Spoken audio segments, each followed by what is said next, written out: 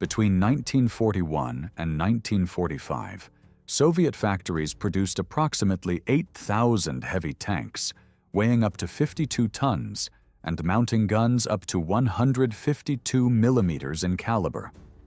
These machines evolved from the KV-1 that stopped German columns cold in Lithuania to the IS-3 that shocked Western observers at the Berlin Victory Parade, representing a design progression that turned crude invulnerability into a generational leap in armor technology. They consumed resources that could have built 24,000 T-34s, tied down maintenance crews, and demanded answers to a single question. Were they worth the cost? This is every Soviet heavy tank from KV-1 to IS-3 explained. The answer required looking back 3 years earlier. In 1938, Soviet tank designers at the Kirov factory in Leningrad began work on a new heavy tank program. The project carried the name of Defense Commissar Kliment Voroshilov, shortened to KV. While most nations focused on lighter, faster tank designs, Soviet doctrine demanded something different. They needed a breakthrough weapon capable of smashing through fortified defensive lines. The KV was designed to absorb punishment that would destroy any other tank while delivering firepower heavy enough to crack concrete bunkers. This philosophy meant accepting trade-offs. The KV would be slow. It would be mechanically complex. It would consume resources that could build 3 or 4 lighter tanks. But when German forces slammed into the Soviet frontier in 1941, those trade-offs suddenly looked like genius. The Kirov factory had created exactly the weapon the Red Army needed for the kind of war it was about to fight. The KV-1 that entered production in 1940 carried specifications that made it the most heavily armored operational tank in the world. Frontal armor ranged from 75 to 90 millimeters thick. The main gun was a 76.2 millimeter cannon, the same weapon mounted on the T-34 but in a tank weighing 47 tons. This weight created immediate problems. The KV-1 used the same 500 horsepower engine as lighter Soviet tanks, giving it sluggish acceleration and a top speed barely reaching 35 kilometers per hour on roads. Mechanical reliability plagued early models. Transmissions failed, clutches burned out. The tank was difficult to maintain and harder to repair in field conditions. But when Operation Barbarossa began on June 22, 1941, none of those problems mattered. German Panzer IIIs and IVs carried guns that could not penetrate KV armor at combat ranges. German anti-tank guns were similarly helpless. The KV-1 could drive straight at German positions, absorb fire that would annihilate any other tank, and systematically destroy enemy weapons with impunity. Soviet factories produced approximately 5,000 KV-1 tanks. Between 1940 and 1942, and in the desperate defensive battles of 1941, they provided critical firepower when the Red Army needed it most. While the KV-1 became legendary, its sibling became infamous. The KV-2 mounted a turret so massive and ungainly that it looked like a mobile apartment building. Development began during the Winter War against Finland, when Soviet forces struggled to reduce Finnish fortifications. The solution was simple: mount the largest gun possible on the KV chassis. Engineers installed a 152 millimeter M10 howitzer inside a turret weighing 12 tons.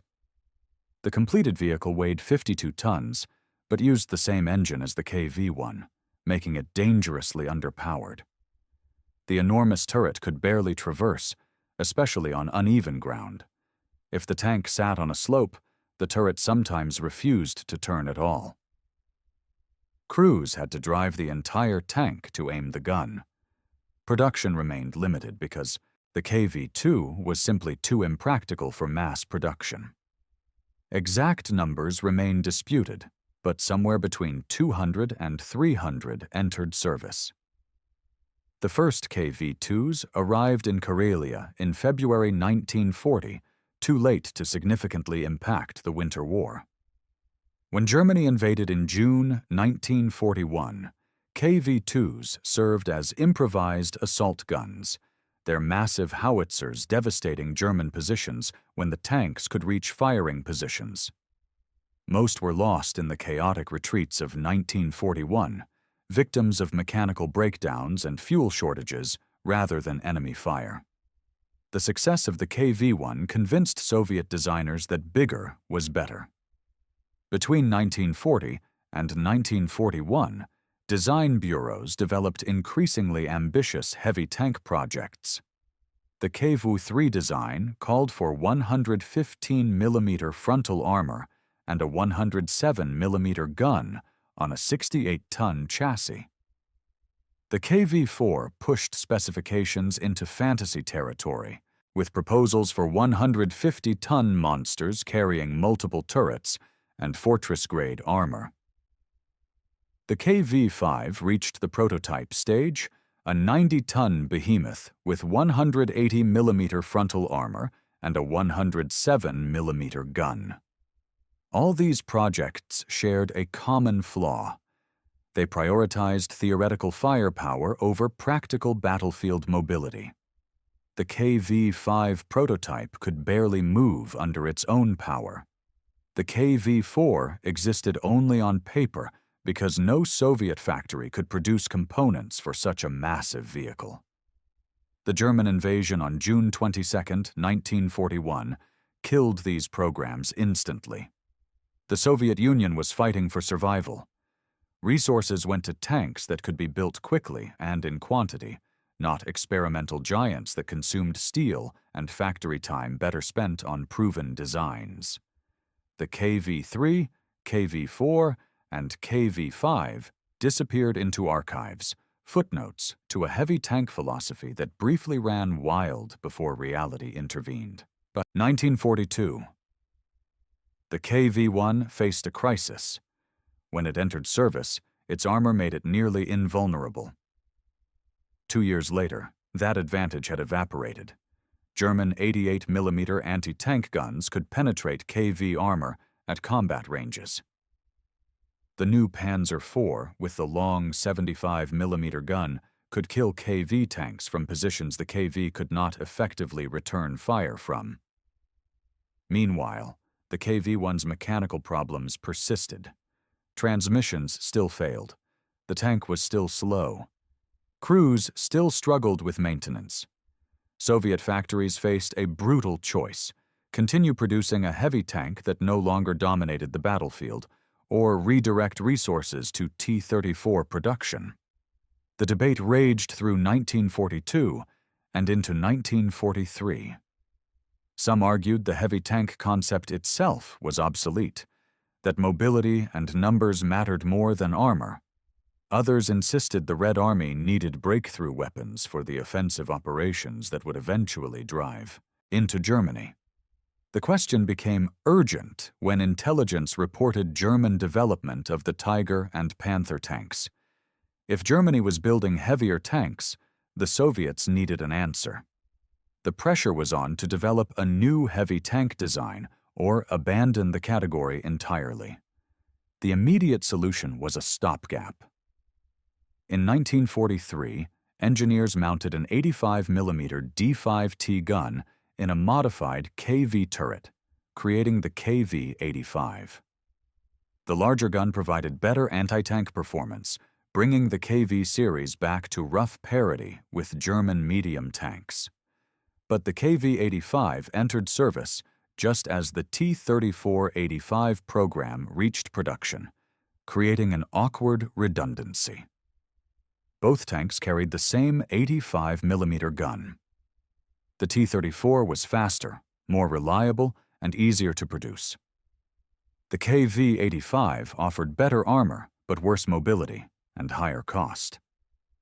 Production remained limited, with approximately 150 KV-85s, built between August and October 1943, before the program ended. The KV-85 served its purpose as a temporary measure, but Soviet designers were already working on something far more significant. The next generation would not be an upgraded KV, it would be a completely new tank, built from the ground up to address every weakness the KV series revealed. The heavy tank concept would survive, but the KV name would not. The new tank carried a different name with unmistakable political significance, IS, standing for Iosif Stalin. The IS-1, also designated IS-85, emerged from design bureaus in 1943 as a fundamental rethinking of Soviet heavy tank philosophy. Engineers kept the 85mm gun, but redesigned everything else. The hull used improved armor layouts, with sloped plates providing better protection than the KV's vertical armor at lower weight. The suspension was redesigned for better cross-country performance. The transmission received upgrades, addressing the chronic reliability problems that plagued KV tanks. The result was a heavy tank that weighed roughly the same as the KV-1, but offered superior protection and better mobility. Production began in October 1943, but the IS-1 barely entered service before designers made it obsolete. Testing revealed that while the 85mm gun could handle German medium tanks, it struggled against the thick frontal armor of Tigers and the new Panthers. The Red Army needed heavier firepower. Engineers were already installing it. The IS-2 mounted a 122mm D-25T gun, the most powerful tank gun fielded in significant numbers during World War II. This weapon fired a projectile weighing 25 kilograms, compared to roughly 9 kilograms for the 85mm. The 122mm armor-piercing round could penetrate 160 millimeters of vertical armor at 1,000 meters, enough to punch through the frontal armor of any German tank at combat ranges. The high-explosive round carried devastating fragmentation effects, making the IS-2 equally effective against fortifications and infantry positions. Soviet designers chose the 122mm over other calibers after extensive testing. A 100mm gun offered higher velocity and better armor penetration, but the 122mm larger explosive payload provided superior performance against the varied targets heavy tanks would face. The trade-off was rate of fire. The 122mm used two-piece ammunition, requiring separate loading of projectile and propellant charge. This limited practical rate of fire to 2 or 3 rounds per minute, compared to 5 or 6 for tanks using single-piece ammunition. The IS-2 entered production in early 1944. 2 main variants appeared. The model 1943 with a stepped front hull, and the model 1944 with a simplified single-plate glacis offering better protection. Approximately 3,500 IS-2s were built during the war. The IS-2's combat debut came in early 1944 during operations in Ukraine. The Red Army organized IS-2s into Guards heavy tank regiments, elite units consisting of 21 tanks plus supporting vehicles. These regiments were not general-purpose combat formations. They served as breakthrough weapons, committed to smash through German defensive positions during offensive operations. Tactical doctrine emphasized the IS-2's ability to engage enemy strongpoints from ranges where German return fire was less effective. The 122mm gun could destroy bunkers and fortified buildings with high explosive rounds, then switch to armor-piercing ammunition when enemy tanks appeared. Early combat revealed both strengths and weaknesses. The IS-2 could indeed kill Tigers and Panthers at ranges. Those tanks could not reliably penetrate IS armor. but the slow rate of fire meant IS-2 crews needed to make every shot count. Ammunition stowage was limited to 28 rounds, compared to over 80 for a T-34. Crew training emphasized careful target selection and precise gunnery. Against German heavy tanks, IS-2 crews learned to wait for clear shots rather than engaging in rapid-fire exchanges. The tank's armor provided enough protection to absorb hits, while gunners took time to aim properly.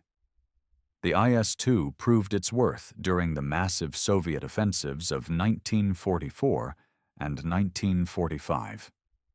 Operation Bagration, launched in June 1944, saw Guards heavy tank regiments spearheading the breakthrough that destroyed German Army Group Center.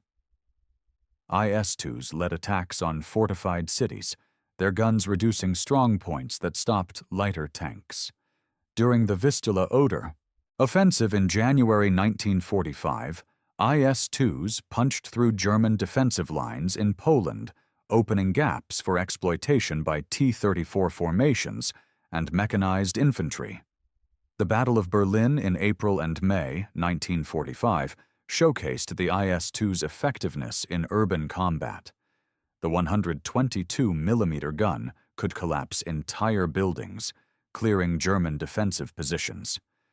The heavy armor allowed IS-2s to advance down streets swept by Panzerfaust fire, absorbing hits that would destroy lighter tanks. Soviet records indicate IS-2 regiments suffered significant losses during these operations, but exact casualty figures remain unclear in available sources. What is clear is that IS-2s consistently accomplished their mission, breaking through fortified positions and engaging the heaviest German armor on favorable terms. Crews who survived learned to use the tank's strengths while minimizing exposure to its weaknesses. While IS-2s fought across Eastern Europe, Soviet designers were completing an even more advanced heavy tank. The IS-3 incorporated revolutionary armor design that would influence tank development for decades. The most distinctive feature was the pike nose frontal hull, where armor plates angled sharply to form a V shape when viewed from above. This layout maximized the effective thickness of armor by forcing incoming rounds to strike at extreme angles, increasing the likelihood of deflection. The turret also used innovative shaping, with a low, rounded profile that eliminated shot traps and presented no vertical surfaces for enemy rounds to strike squarely. Frontal armor reached 120 millimeters thick, but the extreme sloping meant effective protection exceeded 200 millimeters against certain angles of attack. The IS-3 retained the 122mm gun and weighed approximately 46 tons, actually lighter than the IS-2 despite superior protection. Development concluded in late 1944 and production began in early 1945. Whether IS-3s saw combat in World War II remains disputed. Some sources claim limited use in the final weeks of fighting. Others insist none reached frontline units before Germany surrendered. What is certain is that the IS-3's first major public appearance came during the Berlin Victory Parade on September 7, 1945. Western military observers watching the parade saw IS-3s for the first time and immediately recognized a fundamental advance in tank design. This was not an incremental improvement. It was a generational leap that made Western heavy tanks look obsolete. The IS-2 and IS-3 both enjoyed extensive post-war careers. The Red Army continued operating IS-2s into the early 1970s, long after most World War II tanks had been scrapped. Soviet allies received IS-2s throughout the late 1940s and 1950s. China, North Korea, Egypt, and other communist-aligned nations incorporated IS-2s into their armored forces. The IS-2 saw combat in the Korean War, where Chinese and North Korean forces used them against American M-26 Pershings and M-46 Pattons. IS-2s appeared in Arab-Israeli conflicts, with Egyptian and Syrian tanks engaging Israeli armor during the 1950s and 60s. The IS-3 received modernization programs that extended its service life, with upgraded engines, transmissions, and fire control systems keeping the basic design relevant into the 1970s. The Soviet Union finally retired IS-series tanks from frontline service in the 1970s as T-62 and T-72 tanks replaced them. But the IS-3's design influence persisted. The pike nose armor layout appeared on post-war Soviet heavy tanks like the T-10.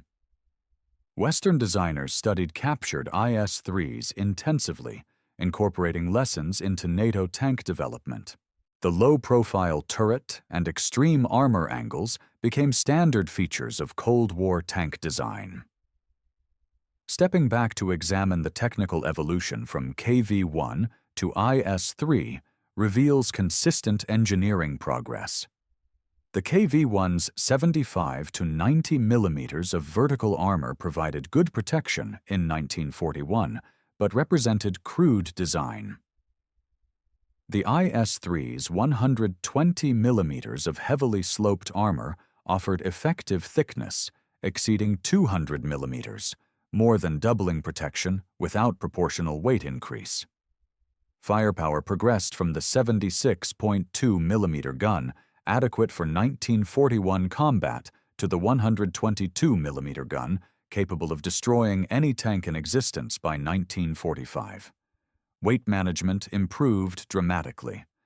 The KV-1 weighed 47 tons.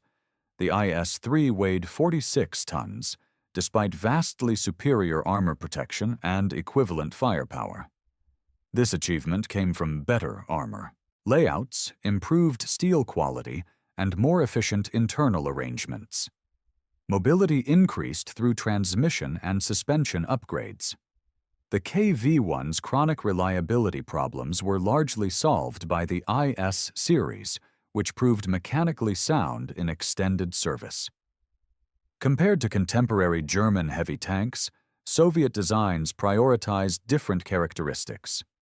German Tigers and King Tigers emphasized thick vertical armor and high-velocity guns for long-range engagement. Soviet heavy tanks used sloped armor and lower-velocity guns with heavier projectiles, reflecting doctrine emphasizing breakthrough operations rather than defensive combat. The final accounting reveals the impact of Soviet heavy tanks on World War II and beyond. Total production across all variants reached approximately 8,000 tanks, roughly 5,000 KV-1s, 200 to 300 KV-2s, 150 KV-85s, 107 IS-1s, 3,500 IS-2s, and approximately 2,300 IS-3s. These numbers represent massive resource investment. Each heavy tank consumed steel and factory capacity that could have produced multiple T-34s. The strategic question is whether that investment paid off. On the Eastern Front, heavy tanks provided capabilities no other weapon could match. They broke through fortified positions, engaged German heavy tanks on favorable terms, and provided psychological impact that lighter tanks could not deliver. But they also tied down maintenance resources, consumed fuel at higher rates, and required specialized recovery vehicles when disabled. The debate over resource allocation continued throughout the war. Some Soviet commanders argued every IS-2 built meant 3 fewer T-34s, and 3 T-34s could be in 3 places simultaneously, while 1 IS-2 could only be in 1 place. Others countered that certain missions required a heavy tank, and no quantity of lighter. Tanks could substitute for the right tool at the right moment.